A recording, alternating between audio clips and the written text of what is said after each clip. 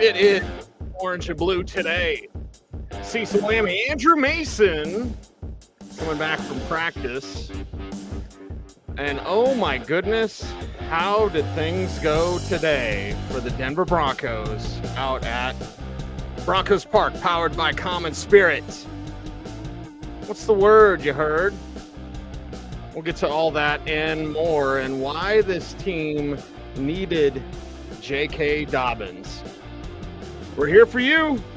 We're here to talk about it. Broncos running back position different now, better now, and more exciting now. That's for sure. Mase will jump in here as well, as we've got a lot of stuff behind the scenes cooking up for you here on Orange and Blue today. So we're here. We're here to break it down and to discuss the new running back for your Denver Broncos. It is JK Dobbins. Again, Mase will jump in here in just a little bit. Again, behind the scenes stuff going on. So we'll get everything cooking for you and ready to rock here on a live edition of Orange and Blue today. Yeah, why did the Broncos need JK Dobbins? And Mase will come in with his observations from mandatory minicamp today. And talking to Zach Bye and Philip Lindsay during crosstalk, they had felt the energy was better today. So I'm curious to see what Mase thinks about that and if the energy was better than it was yesterday. Also via Mase's text and kind of Sean Payton's comments as well, it looks like they were going to go ahead and practice tomorrow. So we'll have more observations from an extra day of mandatory minicamp. No field day, no day off. It's only an hour's worth of practice. So I feel like that should be something where, all right, you go through, you get a little bit of a sweat, maybe a walkthrough, and that'll be good to go. But was the energy better? How was it out at Broncos Park, powered by Common Spirit? And now with JK Dobbins here, wearing 27, you have to wonder what Damari Mathis is going to get for that number, and if Mathis makes the team there, of course. But why do they need JK Dobbins?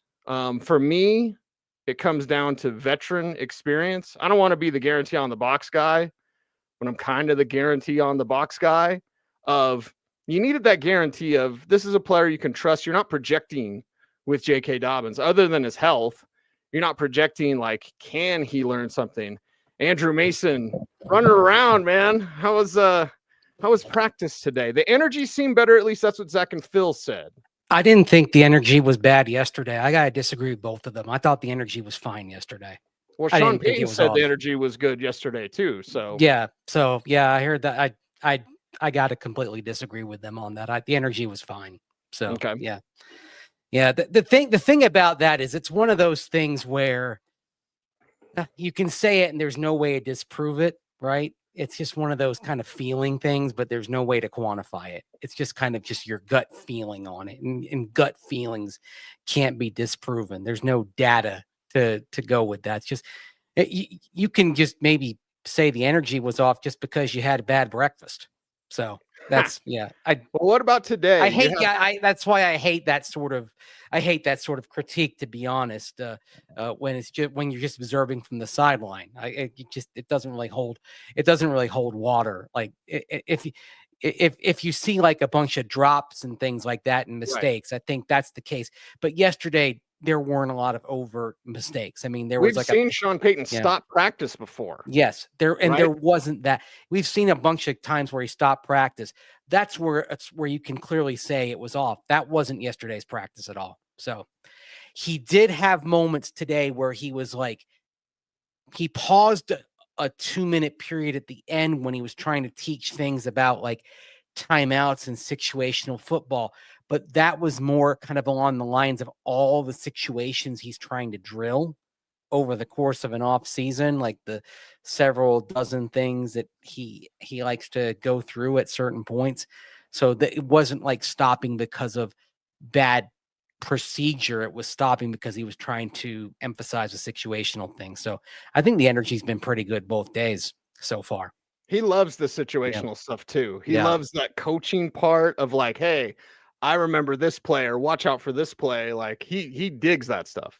He does. He does. And I thought really it's good to see them kind of get into something, that's a little advanced when you're getting to 2-minute, you're getting in a 2-minute drill here, going hurry up in minicamp. Hey, all right, let's, it's part of it is also you're in year 3 of the scheme and you've got guys that have been around for 3 years. You've got some veterans, but he talked about that and he talked about young players doing that. And I asked him immediately to follow up. Okay, kind of what do you want to see from the young guys it's kind of their first exposure to up tempo, hurry up at this level. And he said, look, I know they're going to make mistakes.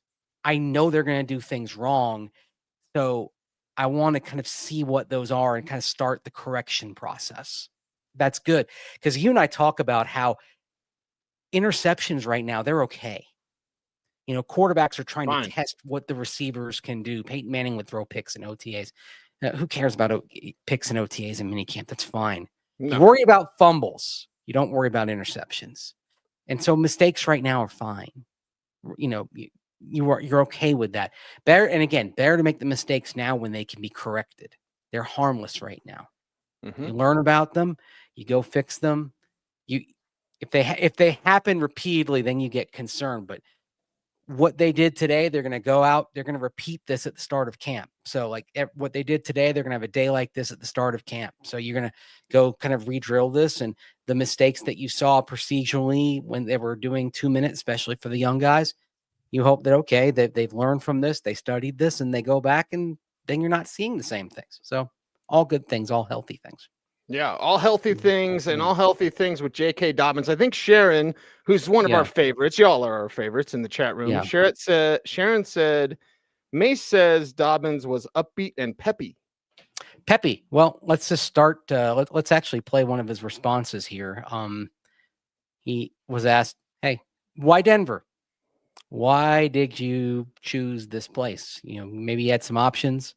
Why the Broncos? Here's JK Dobbins saying why he chose the Denver Broncos. I felt like it was the best fit for me. The defense is really good, like super good. Quarterback's amazing. I like the RB room. O-line is amazing as well. So it was a no-brainer. And Coach Sean Payton and all the other coaches on staff too. So I know I'll get coached well here. And I also heard that it's a good fan base. So that's why I'm here. He was smiling a lot today. No brainer. No brainer. I like that. But he was smiling like throughout the whole time. I think some of that is he feels like he's in a good place. I think some of it's also relief when you've been sitting on the shelf for a couple of months and you don't really know what your season's going to look like. I mean, it can be frustrating. You're sitting there, you don't know where you're going to be. What is your 6th season going to look like? It can be a bit frustrating especially at this time of year when you're sitting there and teams are working out, players are practicing, and stuff's happening. Yeah, stuff's happening, and you're not a part of that. Von Miller sort of alluded to that a couple of weeks back when he was in town and he was doing his charity event for Von's Vision, and he knows he's going to play this year because, hey, he's Von Miller. He was still among the leaders in pressure rate last year while playing with Buffalo. He knows there's going to be a seat for him at some point this season. But still, he basically talked about missing practice, right? I mean, here's a guy that maybe went through points in his career when he's out there in late May, early June, and he probably had some days where he was thinking like, oh, this is voluntary. Maybe I should have just taken that voluntary part seriously and gone play golf or something, right? Yet he was missing it. All his buddies around it. Like, think about it. Like, you're sort of like your kid pressed against the glass, right? Your nose is pressed against the glass, or like you're standing at the curb and all your friends are off on the field trip and your parents didn't sign the permission slip and you're just back there at the school and that's the worst. Doing whatever. It is the worst, man. And that's probably what JK Dobbins, JK Dobbins probably felt that way the last couple of weeks. All his buddies are out there running around and playing football and doing whatever, and you're just by yourself. When's my time going to come?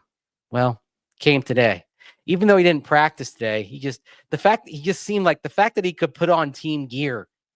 He was wearing that Bronco workout shirt. The fact that he could just put on team gear and be at a facility and have the contract signed, it was like a weight was lifted from off of his shoulders. Felt good. Felt good. Love the energy, and this fan base is going to love him. Yeah. It's be a different used to than what you have or don't have with the Chargers, but that's okay. He's here now. Why do the Broncos need him? This is a topic that you sent to me, Mase, and you're like, hey, let's get into this in terms of the need and how Joe Lombardi kind of approaches thing. Just full disclosure, assistants talked today, correct? Yes. And of course, JK Dobbins, you got a chance to catch up to. So let's get into this Lombardi conversation and why the Broncos needed him. Not wanted him, but needed him. Okay, well, there's some layers to this. First of all, okay, he's the elder statesman in the room. You look around that room, you've got a rookie in RJ Harvey. You've got second-year guys in Blake Watson, who didn't play that much last year, of course, and Audric Estime. Tyler Bidet, who's been around a few years, but mostly on the practice squad, didn't finally get on the field extensively in the regular season until last year. Of course, he had that brief cup of coffee on the field there at the end of the 2022 season. And, of course, Jaleel McLaughlin, really, as a Bronco, the most experienced of those backs. But again, with Jaleel, he's in the running back room, but again, he's kind of his own category almost, right? I feel like Jaleel is a position onto himself almost, and we kind of have to view him that way. And I think when we do our special teams show, Cease, in the position previews, I think we may have to talk about Jaleel McLaughlin, because I think Darren Rizzi dropped a hint as to a way that Jaleel might be fitting in there on kickoff returns. Like, there might be room for him as a partner with Marvin Mims Jr. Stay tuned on that. There might be two parts to that kickoff return equation going forward. That it could get really interesting, and there could be some opportunities for him there. So stay tuned. Kickoff returns could be a heck of a lot of fun this year, by the way, with the rules changes. And Darren Rizzi was a part of the committee involved in crafting those kickoff return rules. So if anybody is going to know how to exploit things there with that rule change, it is going to be Darren Rizzi. So the Broncos, I think, are going to have a huge advantage going in with that. So anyway, sorry to get off topic there, but Jaleel is almost an entity onto himself between being the scat back and probably having some potential use as a second returner on kickoffs as well, if the Broncos end up having two guys back and maybe one guy maybe further upfield. So we'll talk more about that later. Okay. So you have those other running backs. And JK Dobbins is the veteran in the room. Yeah, I mean, anytime you have a guy with that kind of experience, you just kind of saw him for the first time out here today, and, he was locked in, and you could tell he's got, really good habits, and that's always good to have veteran example like that for the young guys. Okay. Veteran example. I like veteran that. example. That certainly helps. It doesn't just help RJ Harvey. I mean, certainly somebody like Audric Estime and Blake Watson can learn from that too. Yeah, it's almost how Cortland Sutton helps the young guys in the receiver room. Yep. You see now J.K. Dobbins will be able to do that for these young Broncos runners. Correct. So you have veterans in the tight end room. You have veteran like Cortland Sutton in the wide receiver room. Now you have a veteran in the running back room. So all those skill positions have a veteran. Heck, even quarterback. I mean, Bo Nix is obviously the young starter. Jarrett Stidham is a 7-year vet there as a backup, right? Heard he had a big touchdown pass at the end of practice today. he had a touch. It was a near touchdown. They were in 2 minute, got him in goal to go, but it was a nice pass to Trent Sherfield. By the way, you had 2 2-minute periods there, ones versus ones, twos versus twos. First team offense didn't get a first down. They got stopped. First team defense got the better of it. Twos versus twos and went to the second team offense, and it was punctuated by just a really nice play downfield to get the offense in goal to go when Jarrett Stidham hit Trent Sherfield, and Sherfield's made some plays out there. Fascinated to see kind of where he ends up. Does he stick on the 53, or is he the Lil Jordan Humphrey who ends up being off the 53 and gets those early season elevations, and then he's on the 53? Sherfield's going to be around somehow, some way, but he's made some plays out there too. Not so much with Bo Nix, more with Jarrett Stidham to kind of tell you kind of where he's fitting in the equation, but he's a guy who's got some moves as well. But less of a Lil Jordan Humphrey on special teams, more of a Traymon Smith type in terms of the role that he's going to have, because he's a different body type, different type of receiver. Right. So Joe Lombardi today also talked about pass pro. Yes. Which is how I was like, okay, this guy's here for pass pro alone, and we'll see how he fits in with RJ Harvey. But interesting to note that Lombardi also brought that up in his statements today. Yeah, let's actually hear from that, because it sort of came up. Okay, is JK Dobbins here because you were missing something pass protection wise in the running back room? Well, here's Joe Lombardi's answer to that question. Yeah, I'm not sure. I think I think we feel good about who's in that room prior to JK being here. We think that, having lost Javonte, I mean, he was such a good pass protector, but we felt we had guys in the room that are going to be able to step up. But just an overall, really good player that was available. I think, it'd be silly not to add him into the room and see what he adds, see what the competition brings out in everybody. So it's certainly a plus, but I'm not sure we felt short in that aspect. Okay. It's a good answer. It's a good answer. I'll say this, though. You bring him in now. So they could have brought him in 2 months ago. They could have brought any running back in 2 months ago, but they waited. They wanted to kind of go through the draft first. I think also, and you and I sort of talked about this, once the first wave of running backs passed, at that point, you were just sitting out, right? That's it. You're just sitting out, and you're just going to wait. You're going to draft a guy and then see how the market looks. There was no reason to sign a running back, say, on March 20th, because the market wasn't going to move for a while. And here it is. It didn't move, and it really didn't move until June. And it might not have moved until July unless Nick Chubb had made his move. If Chubb had not signed, is JK Dobbins here right now, or might this move not have happened until July 21st? If Dobbins hadn't visited the Broncos, would Chubb have even gotten that opportunity? They might have fed off of each other. You know what I mean? Like, yeah, the Texans were like alarm bells. Oh God, Dobbins went to Denver, even though he didn't sign. Like, we better get Chubb in here. And then they got their guy, and then Denver got their guy. That was probably the thing that started to make it happen. Dobbins coming here. It was the galvanizing moment. Okay, better get active here. Stuff's starting to happen. Dobbins visits, Chubb signs, Dobbins signs.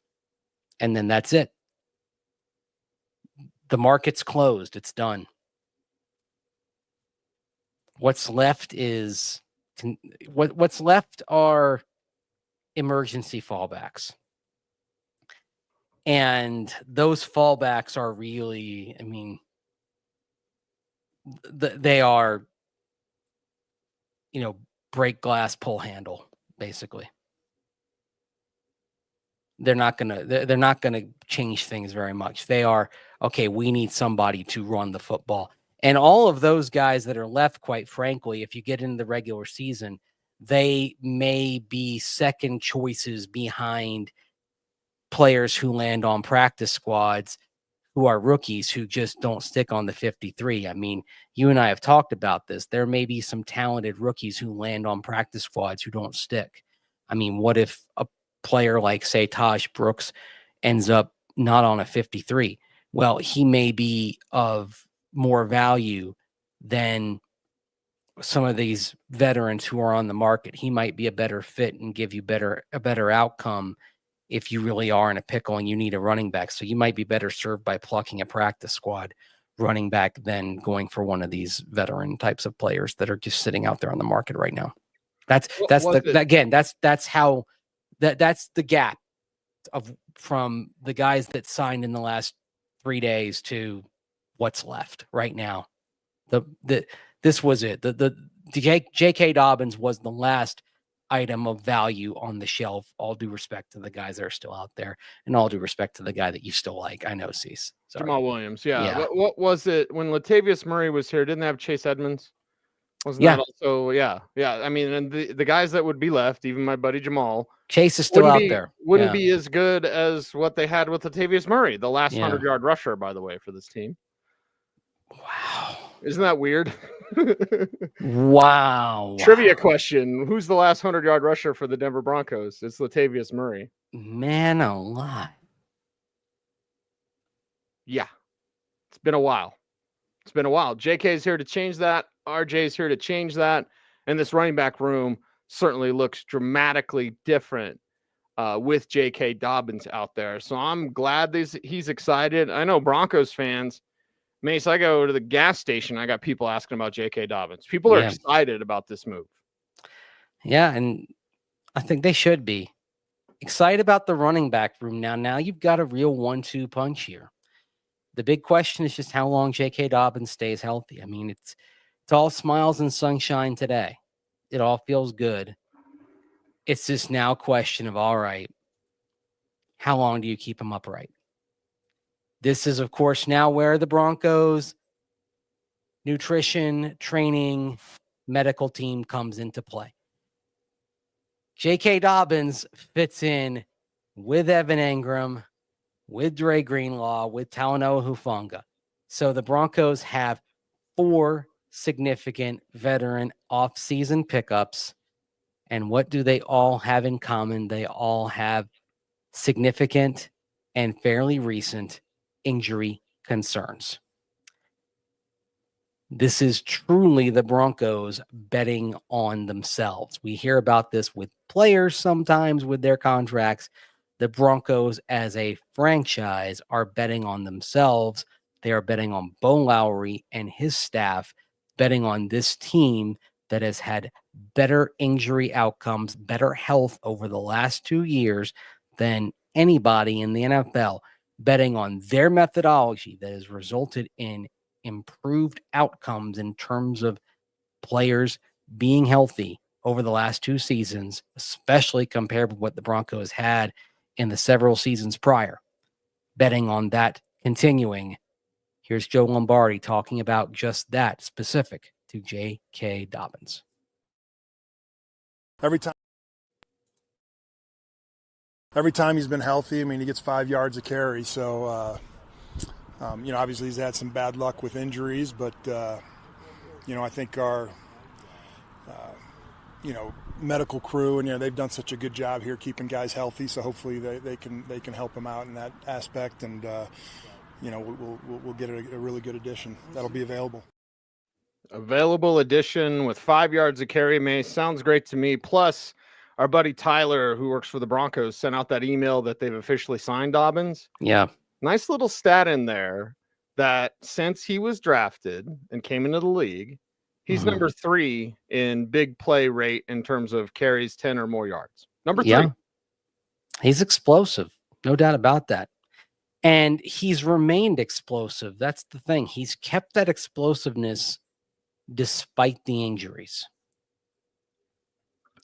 That's why it was significant last year. He came in and got off to that good start.